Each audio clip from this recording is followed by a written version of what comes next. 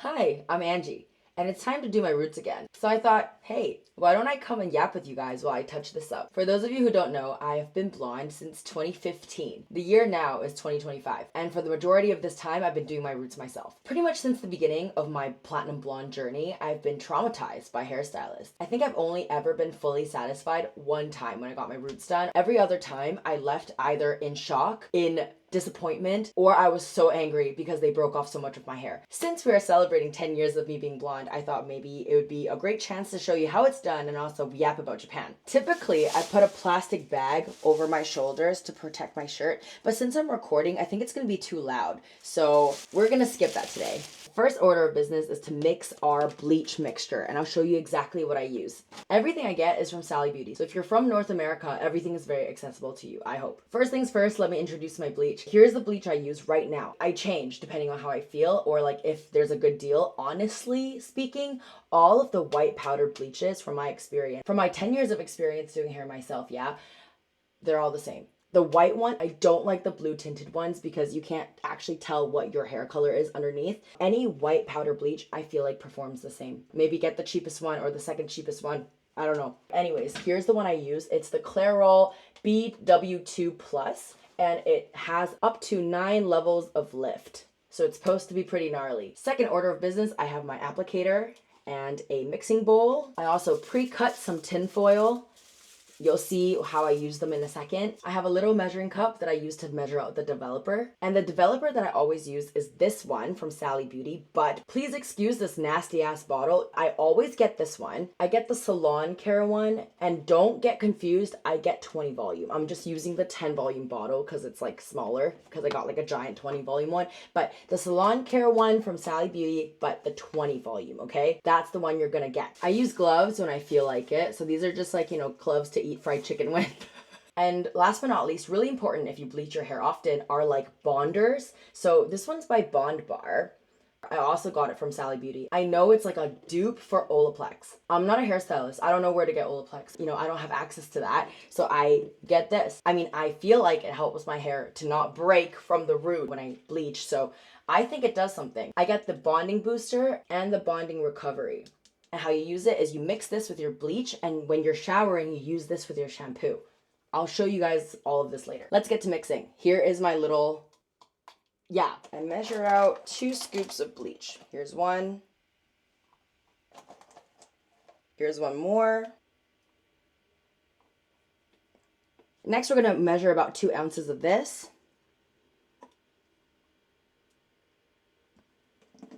There we go. 2 ounces, if you can see that. I really need to get my nails done, so don't yell at me. Okay, this goes in.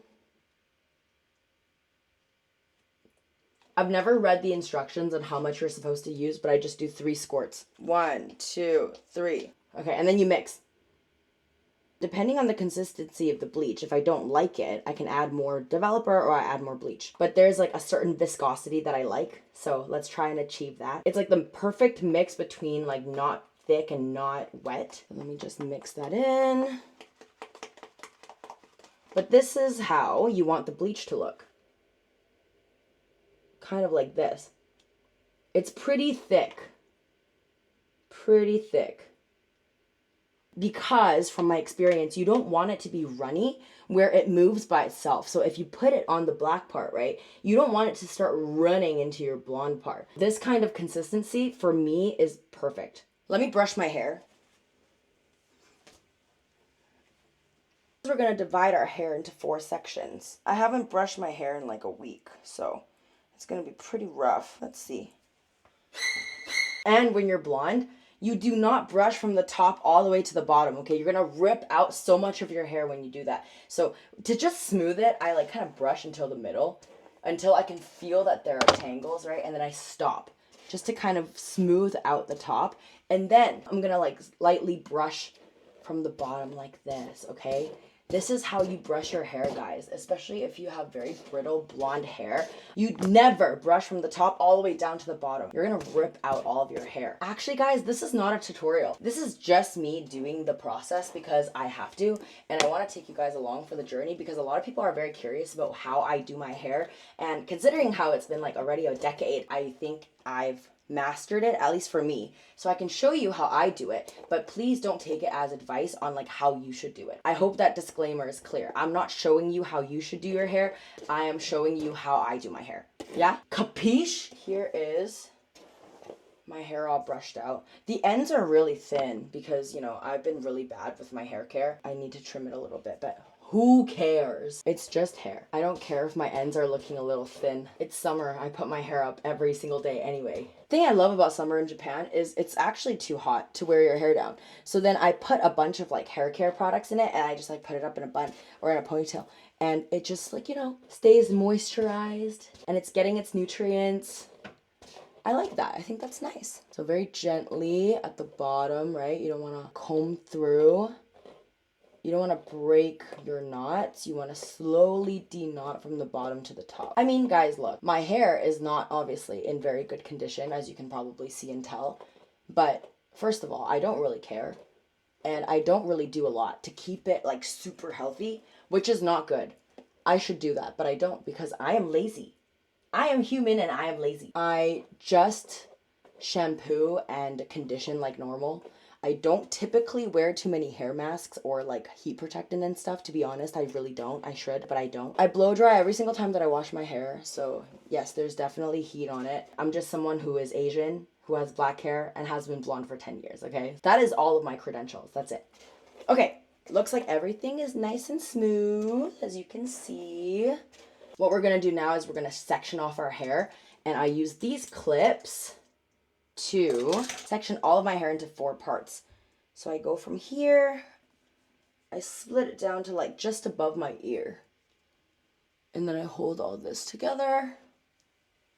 And I hold the back in 2 parts. So if I do a 360, it looks like this. And then these, the back parts, we're gonna leave until the very end, so we don't need to touch those yet. So I'm just gonna twirl them away.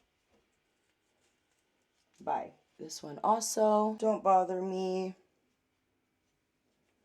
Goodbye. So now the front pieces is what I usually start with. These are like the pieces around my face, so I need it to be the most platinum blonde. I can afford mistakes in the back, but I can't really in the front. The way that I do this and how I start is like if my part is usually worn in the middle, then I start somewhere else. If I start where my part is and I become bald from the middle, that's very bad. We want to have a little bit of insurance. So you want to go maybe here and then start from over here. Because here is definitely not where I part my hair. You have a little bit of buffer. Let's stir up our bleach a little bit again. And now I just start. Here I go. I pick up a little bit of bleach just like this, and then I'm just gonna apply it directly into my part. Let me see if I can show you clearly what I'm doing. Okay, so this just goes on like so. Bam. Just like that, about, how much is that? It's less than an inch, maybe 2 centimeters. And notice how I am not going directly into my scalp line because that's where the heat of your head comes from. So if you put it too close to your scalp, the color will lift way too fast. So then you will have like orange hair and then your scalp will be blonde. So you don't want that. You want it all to process at pretty much similar times. And you can control that by not going all the way down to your scalp. Here's when I take a piece of aluminum foil and I just plop it on top of the wet bleach, just like that. Then I go in with the end of my applicator and I just section out my next piece, like so. And this is how much hair I usually pick up when I work on my next piece. It's pretty thin, as you can probably see. You can see right through it. And then I do a very, very, very clean fold over on this side, as you can see, and then I continue the process. So I just go ahead and I apply more bleach, and then more on this side. I hope you guys can see everything. And then tin foil. I cut the tin foil a little bit too small, but you get the gist. Section.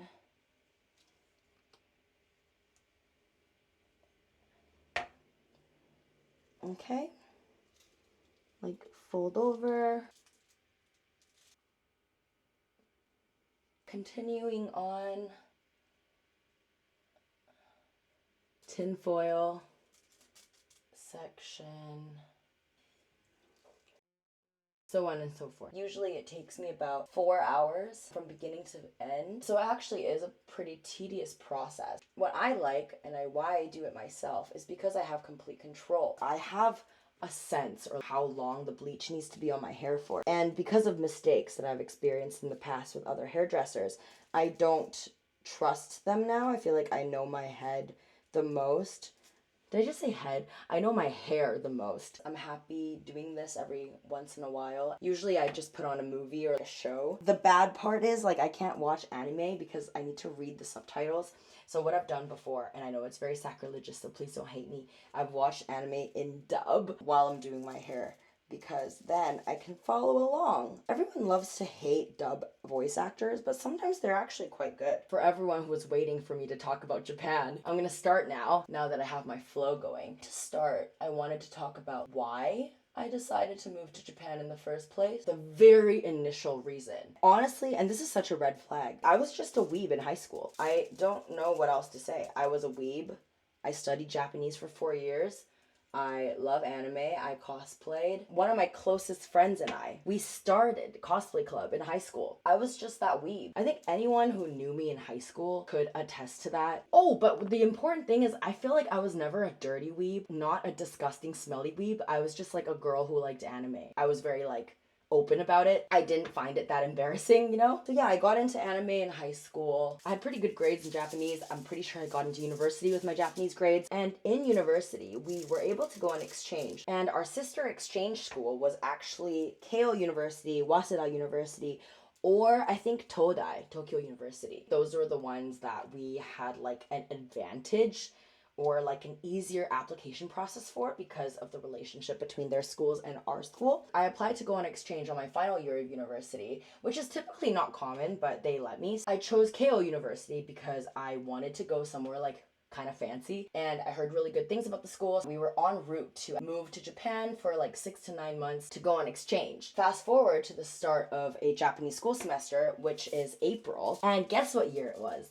It was 2020. So in March 2020, 1 week before I was supposed to fly to Japan, all the exchange programs got canceled. I wonder why they got canceled. Because of Miss Coronavirus. I actually remember receiving that letter where they told us like, oh, hey guys, exchange is canceled for this year. If you're already in Japan, please come back.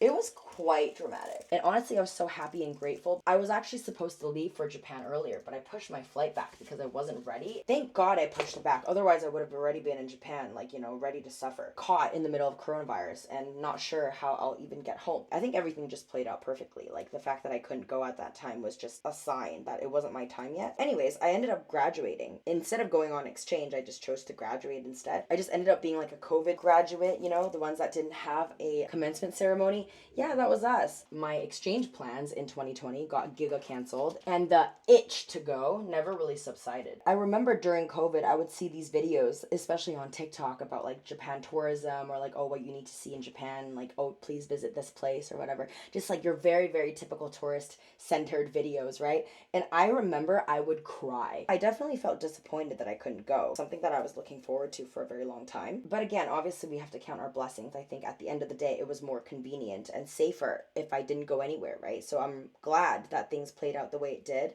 And I got to spend time with my family and stay at home and do whatever shenanigans I did during COVID. Fast forward 1 year later, it's 2021 and I have a new job. And I haven't forgotten about Japan, but it's becoming increasingly harder and harder to find an opportunity to pick up my life and get out of Vancouver. One day, a couple years later, and I'm having dinner with my coworkers from that job, my girly pops. One of the girly pops tells me, did you know that Japan just introduced a new visa? She's like, well, one of my friends recently just got her visa to go to Japan to look for work. And I'm like, oh, that's interesting. And she's like, yeah, it's called the J-Find visa. In short, the actual name of it is called Future Creation Individual Visa. And what it does is it gives foreigners an opportunity to go to Japan and look for a job. The requirements are that you graduated from one of the top 100 universities in the world. It just so happened that my university was on that list. After she shared this intel with me, she was like, yeah, you should definitely look into this because you are eligible. And I was like, yeah, why don't I look into this? I should. I did my research and I decided to apply for this visa. What's the harm? Why can't I just like have it in my hand and then decide what to do with it after? I went through the process of applying for this visa. You need ABCDE things and I got them all done. I went to the Japanese embassy in Vancouver so many times trying to get this thing done, because the first couple times that I went there, they were like, what are you talking about? This visa doesn't exist. Leave. I was turned away from this application at least 3 times. Each time they were giving me so much heck. And the craziest thing is like the last time or the second last time, right? I got really fed up with it and I was like, hey, can I just show you that I'm not making this up? Like, this is a real visa. You guys keep acting like it doesn't exist and you keep asking me if I'm applying for a working holiday. I'm not. I'm applying to this new one. It's called JFINE, Future Creation Individual Visa. Just because you don't know about it doesn't mean that it doesn't exist. If you're at the visa processing office, you're not allowed to have your phone on the counter. You're not allowed to have any technology on the counter because I think they don't want you to like record and stuff. Anyways, I remember I'm reaching into my bag or into my pocket to get my phone out so I can go onto the Japanese government's website and show them that I read about this visa on their own website. And she was like, no phones on the counter. And I was like, so this triggered me and this prompted me to write this Karen ass email to the Japanese embassy. I'm sorry that I did that, but I did. I wrote this really long, very passionate and direct email to the embassy of Vancouver and being like, look guys, I keep getting turned away for this visa application. Again, just because you don't know about it, just because the staff doesn't know about it, doesn't mean that it doesn't exist. It exists. It's on your own website. Look at it. Within 24 hours, they emailed me back saying, please come back and apply for this visa. And what did I learn through this process? The one that sticks to their guns, the one that is the most resilient, the one that fights the hardest, wins. I wasn't being unreasonable. The information is all there. I'm right. I have every right to apply for this visa. And every time that I have to go to the embassy, I have to park in downtown. And oh my God, it's like, I don't know, like $20 each time I have to park my stupid car there and wait only to get turned away. I've already spent like $60 on parking just trying to get this thing done. The next time that I went there, it's always the same lady. She's like, I'm so sorry. We didn't know that this visa existed. You're the first person in Vancouver to actually apply for this. Did you know that? Clearly, the visa was released in April 2023. I heard about it in May 2023. I applied for it finally in June 2023. In July 2023, I got it. It actually took a month or a little bit over a month for them to process the visa. I know they needed to contact the Japanese government and just to check the validity of my application and also my eligibility, since I am the first one in Vancouver to apply for it. I will wear this badge with honor. In July, when I went to pick it up, I actually recorded a video of me right outside the consulate being so excited and happy that things are finally happening. But to my surprise, when I got this visa and the visa lady handed it to me, she told me that, hey, by the way, there's an expiry date of 3 months. And I'm like, what does that mean? She's like, you have to enter the country in the next 3 months to activate your future creation individual visa. And I was like, wait, what the f? I have no plans to travel to Japan. I'm gainfully employed at my job. Wow, I only have 3 months to do this. So now that I have the visa in my hand and I can go to Japan for a whole year, I need a plan now. I need to figure out how I'm gonna get there. I mean, the story with this part is a little bit complicated, and I hope to tell you a very thorough story time in another video. Like I mentioned before, I got my visa in July, right? In August, I found an opportunity to go to Japan. August was when I bought my flight, again, with not really a concrete plan in motion, but I just wanted to go and do it. And then in October, I arrived in Japan. I'm actually skipping a lot of the lore of how I actually moved to Japan. I didn't really have any time to think. I just had time to act. Honestly speaking, I wouldn't have wanted it any other way. I'm happy that I was being forced to take action instead of just thinking, dwelling. And because action is what drives change, my situation changed. My life changed. I had the right opportunity. I did something about it, and now I'm here. I don't know if you believe in that as well, but I really do think the forces of the universe will come together to give you what you want and to put you exactly where you need to be. This is a good example of that. Everything fell into place at the perfect time. I couldn't have asked for a more smoother process. I arrived in Tokyo early October 2023. My coming to Tokyo story is so crazy. Just to give the few of you who are tuning into this video something to listen to, the first night that I arrived in Tokyo, I only had 4 days of Airbnb booked. I moved my whole life from Canada to Tokyo. I didn't have a plan for what I was gonna do after 4 days. In my head, in my delusion original mind, I would have been able to figure out my entire rental situation in 4 days. Why would it be so hard to find a place to live? I did not, in fact, find my permanent place of residence within 4 days. When I first arrived, I stayed in an Airbnb for 4 days.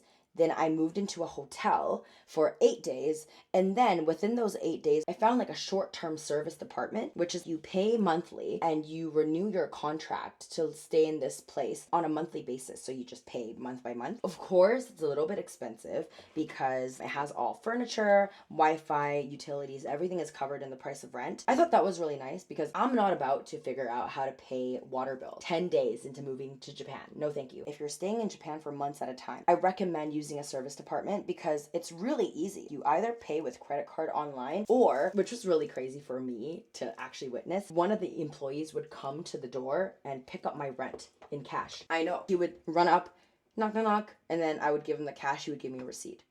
And then I would get a notification shortly after saying that my monthly balance has been paid. So that was really interesting. Yeah, so I stayed in that service apartment situation for 2 months. My full-time job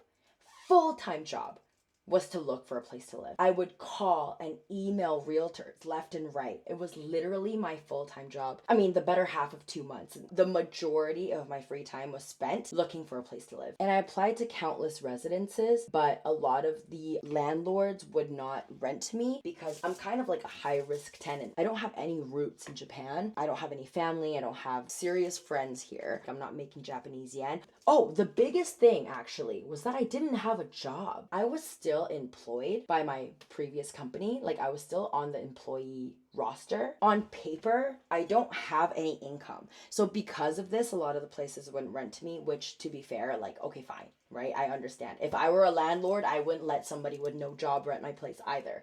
The front of my head is done. We're gonna move to the back now. For the back, I typically do it all at once.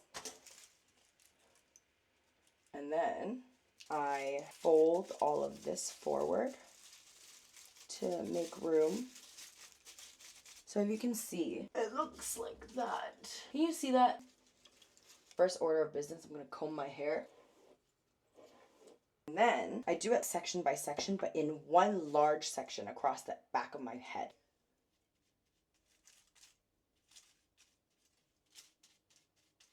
Let me show you how I do this part. I scoop up a little bit of hair like that, and then I make sure that the front is bleached, and then I flip it over like that, and then I apply more bleach underneath. I hope you can see this.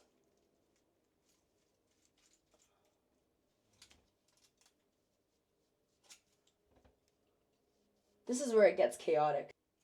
I do another section. I make sure that the bleach is touching this part, and then I flip it over like this.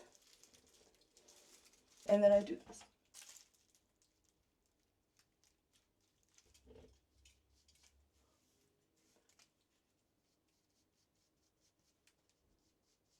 Now it's a little bit hard to talk to you while I do this. What was I saying? Oh yeah, about renting. Obviously as a landlord, you're gonna choose the least risky tenant. Only dumb landlords, unless they're charging interest, would take tenants that seem like they might not be able to pay rent. No offense taken at all to everybody who wouldn't rent to me. I completely understand. I remember it was so funny because they would ask me like, do you have a job? And I'm like, technically yes. And they're like, in Japan? I'm like, nope. And they're like, no job. Muzukashii. Which means hard, so difficult. But I found my trusty realtor on Instagram, and I actually recommended him to some of you guys as well who are also able to find a place to live with very little hassle, and I'm really happy about that. My realtor's company specializes in working with foreigners on weird visas and weird reasons for why they're in Japan. I was really lucky to actually find them on Instagram and then be able to find my place through them.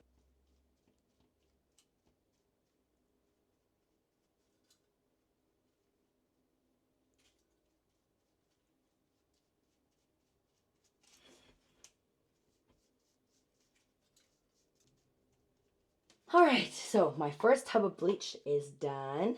Let's make some more. I'm gonna just use the same ratio as I did earlier, which is 2 scoops and 2 ounces of developer. 1, 2.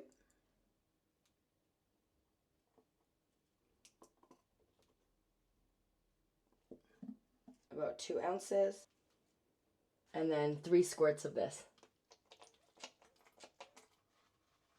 Going back to what I was talking about earlier about finding a place to live in Japan, it can be quite difficult. And I would say throughout my entire Japan journey so far, since I moved here in October 2023 until now, the hardest thing that I had to deal with moving halfway across the world was finding a place to live in Japan. And I wouldn't even say that it was that hard, but that was the most troublesome and the most time consuming. I'm just glad that despite me not having a job at all, I was able to still find a place. It's kind of a miracle, actually. I know it's late, but I'm a little thirsty. I want to order bubble tea. Where's my phone? I want like a fruit tea with some pearls. That sounds so good right now. Yuzu honey orange. Oh my god, it's so expensive. No, it's not worth it. It's like almost 2,000 yen to get a bubble tea. No, I can't do that to myself. Let's hold off on the bubble tea for now. It's not worth 2,000 yen. No. Let's drink some water. Because water is what? Water is free. All right, we are done with the back of my head. It was very boring to film, so I just did it all without you. Sorry. It looks a little ridiculous, but bam. Now is the time to bring the bleach all the way down to my scalp in the front. So I'm gonna separate the back and the front. Mind you, I have a lot of hair. That's about right. I'm gonna tie this up. Shablam. I'm gonna go from this side all the way to the other side. So I'm gonna pull my hair taut. And then just apply the bleach all the way to the end of my root. Now the bleach goes all the way to my scalp. Now, see, it's mostly blonde. It just needs that finishing. I'm out of bleach again, so we're gonna make our batch number 3. This time I'm only gonna do 1 scoop, because I think we're almost done. So 1 scoop, 1 ounce of this.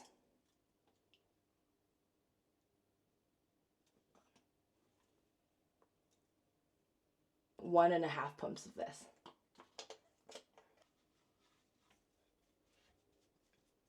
I think I was mentioning a little bit about the struggles of moving to Japan, and I mean it when I said that, like, mostly everything was really smooth. I think I'm a very optimistic person. Whenever I encounter very stressful situations, I don't really take it to heart. When it's over, it's over. I don't really dwell on it. I don't really reminisce it. I don't really think about it after it's over.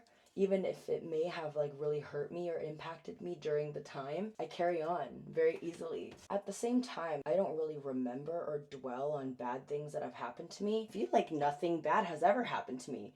And I think it's nice to live like this, no? I am not really someone that dwells on things. Once things are over, it's very much over for me. I don't typically hold grudges. It's funny because recently I reconnected with a friend, and then somebody else had to remind me that, like, I didn't like them back in the day. It was like a long time ago, but I completely forgot.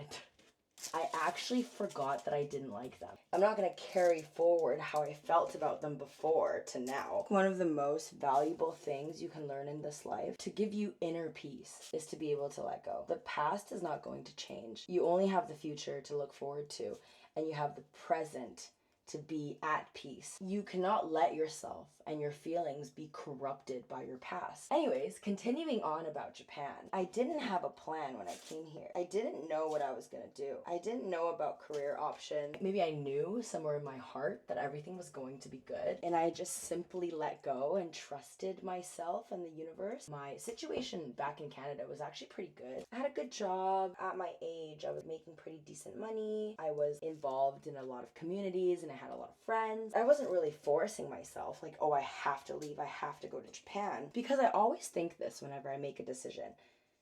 I could always revert back to how I was before. For example, would it be so hard to get my old job back?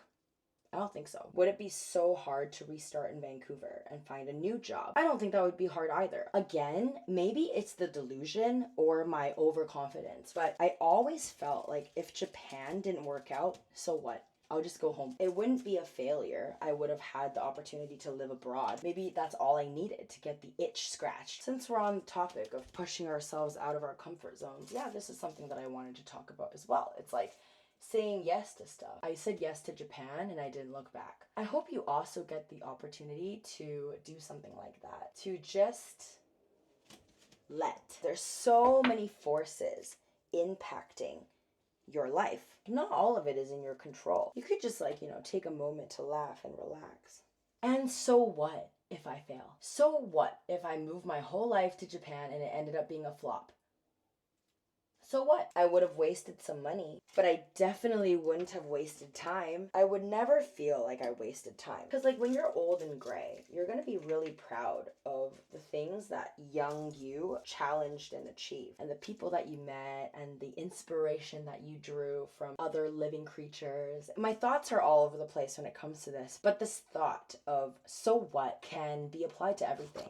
All right, my camera overheated, so I couldn't record the last bit, but basically I went over the rest of my head and I brought the bleach down to my roots, but most of it was actually blonde already, so that's good. One thing I always do is I bring the bleach down my sideburns, because sometimes there's some mysterious little hairs that are black, and it's very visible. If my whole head is platinum blonde, you can see some baby hairs that are black, and that really bothers me, and I don't like that. One thing that I do, which is a little bit crazy as well, is I bleach my eyebrows. I'm just gonna put bleach on top of them. So I just brush it up. And then I put more bleach on it.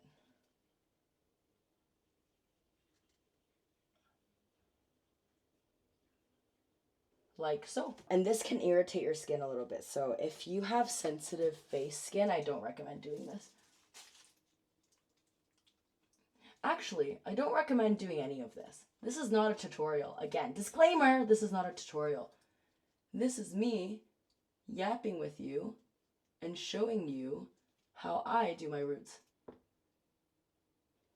There we go. So the remainder of this video, I'm just going to look really crazy. I'm going to touch up the back of my head, and then that's pretty much it. I'm going to take these out. I'm going to do a little bit of touch up. Anyways, just take action and do it. I just know I wanted to come to Japan. So why don't I do that first? Because I can. So why don't I make this one dream come true first?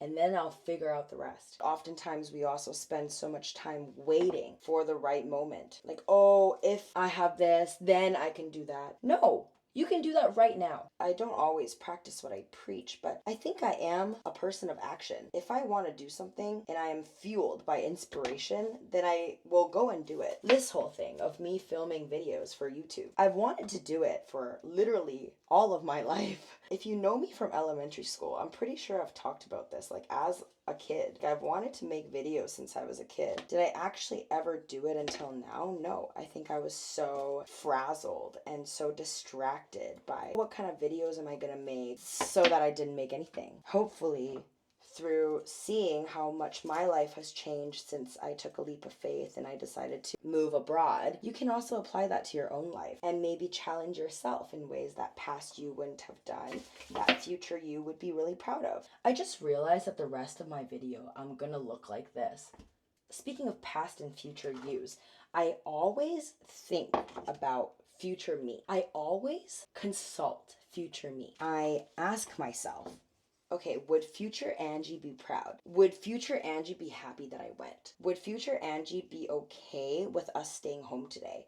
Would future Angie be okay with us not showing up today? A lot of the time, I know the answer. Even though I'm feeling conflicted in the moment, I know how my future self would feel. It's literally just a quick check with yourself to see if you're doing things that align with who you want to be in the future and whether or not you're making decisions to enrich your life. It's always abundantly clear when I consult future Angie, yeah, you should probably do that. Future me would give past me a little hug for doing that. Then it's worth it. And it might seem like I'm always trying to min-max life and trying to always assess the opportunity cost, the sunk cost, what I have to give up, what I can gain, right? But it's not really like that. The least you can do is when you make a decision, you stick to it. I talked about this in my 29 life lessons as well, but it's like if you make a decision and you stick to it, then you wouldn't regret anything. Hi, my camera overheated again, so I had to restart the video. But what I did without you was I just went over the back of my head again, and any part of my roots that needed some more attention, I went back in and touched up. The rest of it is looking pretty good. I'm gonna give it maybe 10-15 minutes, and I'm gonna hop in the shower and wash this all out. Right before my camera overheated, I was talking about training your intuition, and I genuinely think that this is something you should try. I think I've trained my intuition to be very powerful. So I, a lot of the time, follow my gut. I go by what my heart says I should do. And look where it took me. I have no regret. I love everything that's happened to me so far. I have nothing that I look back on and think, oh, I should have chosen differently. And my intuition knows what I want, because I think your logic will try and talk you out of things. That's logic. Oh, the chances of it working is only 15%, only 5% of people, blah, blah, blah.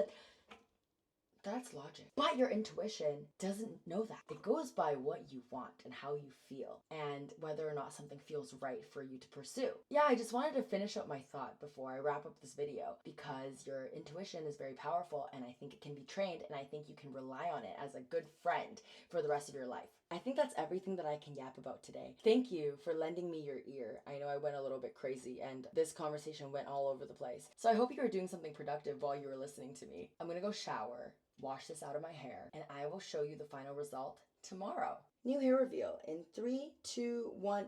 Bam! There we go. That's what the finished product looks like. Thank you so much for joining me on my hair journey today, and I will see you in the next video. Bye now!